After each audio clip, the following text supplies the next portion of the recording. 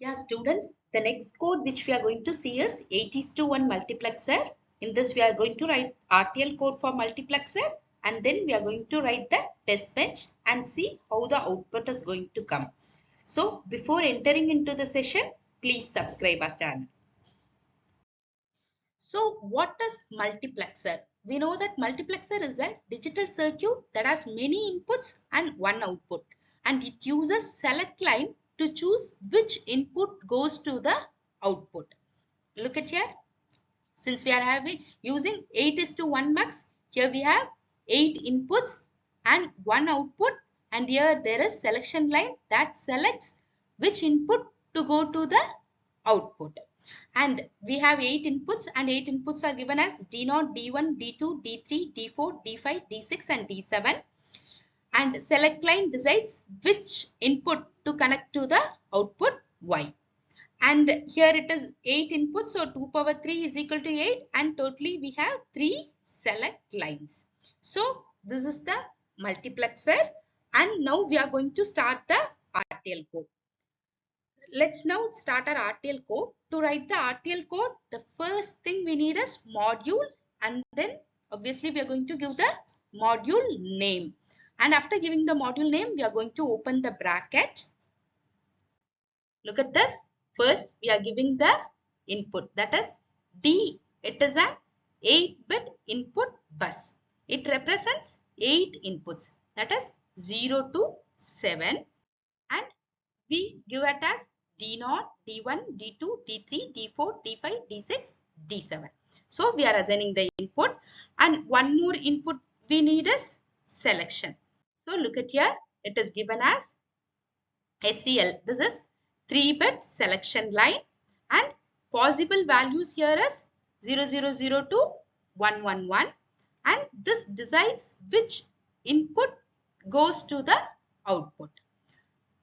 After assigning the input, we need to assign the output. Yeah, look, now we are assigning the output, that is Y, and for storing we are using the reg, and we have clearly seen in the previous slide why we are using the reg, and we use it because it is assigned inside the always. Now we are ending the code list. What we have done is we have assigned the input and output. The next thing what we have to do is we have to do the operation. Here today we are going to use behavioral modeling. In behavioral modeling we will be using combinational. So look at, we use always. Always is used for behavioral modeling, and the star is used for combinational. If you are using sequential, we will be using a postage clock. But here we are doing combinational, so we are using star, and we are beginning it. Here the case cell is used to check the value of cell,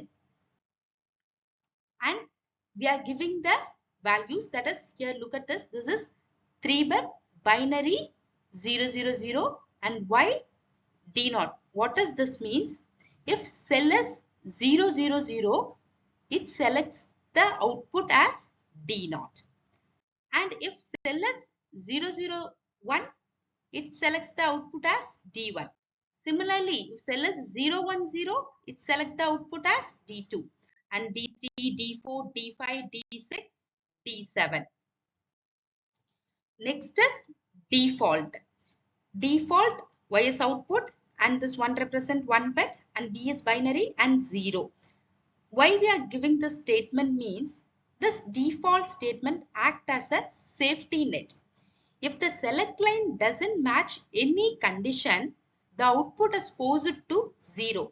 This prevents unwanted latches and makes the design stable. So we are using this default, and then we are ending the case, we are ending it, and we are ending the module.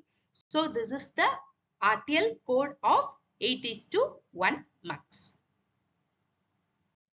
Yeah, students, now we are going to write the test bench. To write the test bench, first we do module, and we give the module name. After giving the module name, what we do? We need to assign the inputs and outputs using reg and wires. So we are assigning the first input using the reg, and then the second using the reg, and then for the output we know we have to use wire, and we are assigning it. First, after assigning the inputs and outputs, the second thing we need to do is we need to instantiate the marks. That is, we need to bring our RTL code inside this test bench. In the instantiation, what we are doing? First, whatever name it is given in the RTL code for the module, we write it, and then we use unit under test UUT, and we open the bracket. After opening the bracket, what we are going to do?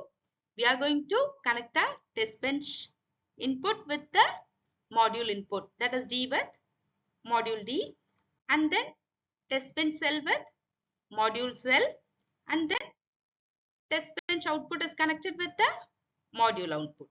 After this, we are going to close the bracket and we are going to end the instantiation. After ending the instantiation, we need to give the test cases. Here what we are doing is, we are going to begin the initial condition, and after beginning the initial condition, we are giving the input pattern. Look at this. This is our input pattern. That is D is equal to 8-bit binary. We are giving 8 values, and you see this one is our D0, and this one is D1. 0 is D2. This is D3, D4, D5, D6, D7. So this is our input pattern. You can ask, do we need to give only these values? It is not like that. For testing condition, you can give any input patterns which you want. So look at this. This input pattern in the waveform will be like this. It will be from D7, D6, D5, D4, D3, D2, D1, D0. In the waveform window, it will be like this.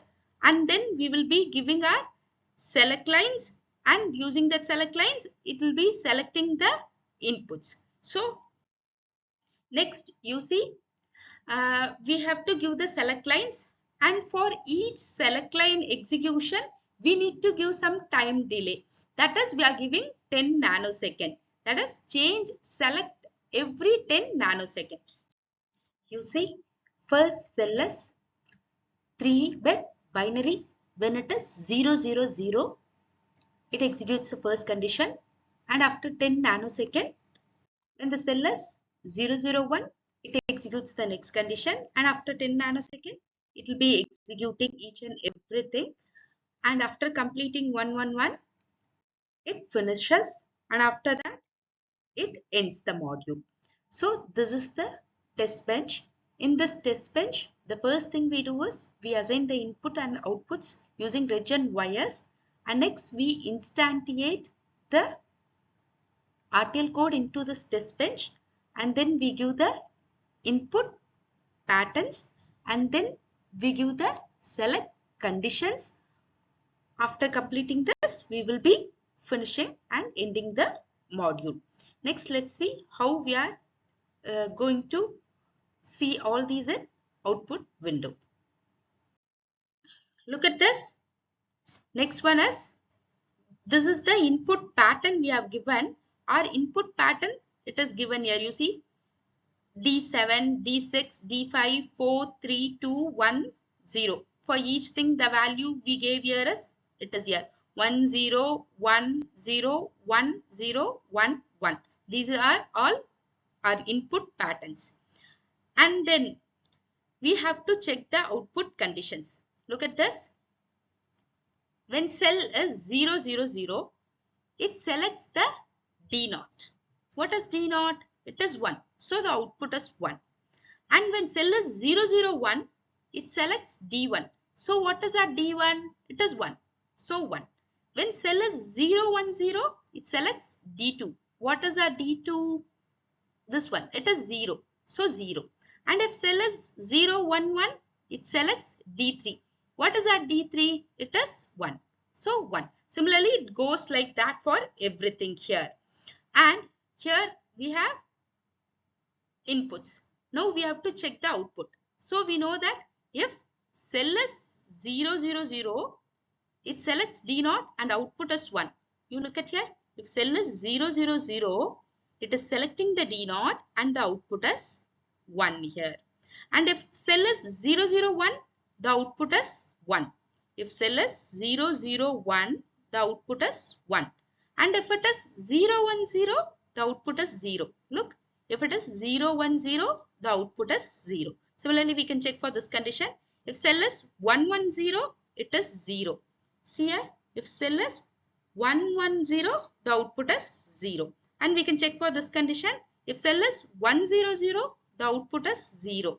If cell is 1, 0, 0, the output is 0. So, all the outputs are correct. So, this is the method of making our multiplexers.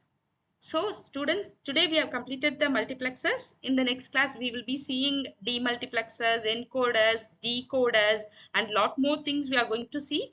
So if you want to learn all the RTL and test benches, please subscribe our channel. Thank you.